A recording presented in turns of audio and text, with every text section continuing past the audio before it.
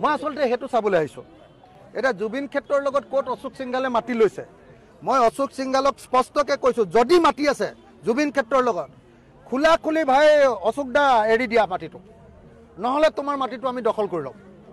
মিছা কথা কৈ লাভ নাই অসমীয়া মানুহে কোনো অশোক সিংঘালক আমাৰ জুবিনদাৰ সমাধি ক্ষেত্ৰৰ মাটি ল'বলৈ নিদিওঁ এইটো ট্ৰাইবেল বেল্ট এণ্ড ব্লকৰ মাটি হয়নে নহয়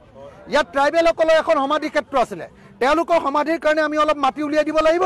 আৰু বাকী মাটি আমি সম্পূৰ্ণৰূপে জুবিনদাৰ ক্ষেত্ৰৰ কাৰণে উলিয়াব লাগিব মই আজি ইয়ালৈ আহিছোঁ মোৰ অহাৰ উদ্দেশ্যটোৱে হ'ল মই ইয়াত জুবিনদাক সেৱা ল'ম আৰু সেৱা লৈ মই পাহাৰৰ মাটিখিনি চাবলৈ যাম কাৰণ অশোক সিংঘাল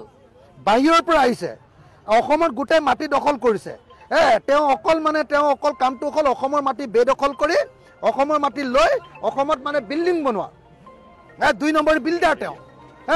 আৰু হিমন্ত বিশ্ব শৰ্মাই উদক ভেটৰখীয়া পাতি অসম লুণ্ঠন কৰিবৰ কাৰণে মন্ত্ৰী পাতি দিছে অশোক সিংঘালক কিন্তু এইবাৰ যদি জুবিনদাৰ মাটি লয় জুবিনদাৰ বাউণ্ডেৰীৰ মাটি যদি কোনোবাই লয় ইয়াত থকা চৰকাৰী মাটি আৰু ইয়াত থকা ট্ৰাইবেল বেল্টৰ মাটি যদি কোনোবাই মাৰোৱাৰীয়ে ল'বলৈ আহে এনেকুৱা ৰাম খেদন দিম মই নিজে চাবলৈ আহিছোঁ আৰু মই সেইকাৰণে অশোক সিংঘালক কৈ দিছোঁ অশোক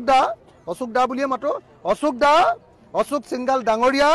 আপোনাৰ যদি মাটি আছে একদম যি আছে উঠাই লৈ যাওক আমাক মাটিখিনি জুবিনদাৰ কাৰণে লাগিব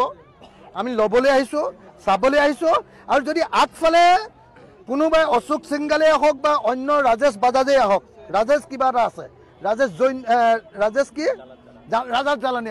ৰাজেশ জালানীয়ে হওক বা অশোক সিংঘালে আহক দলি মাৰি পেলাই দিম খোলাখুলি কথা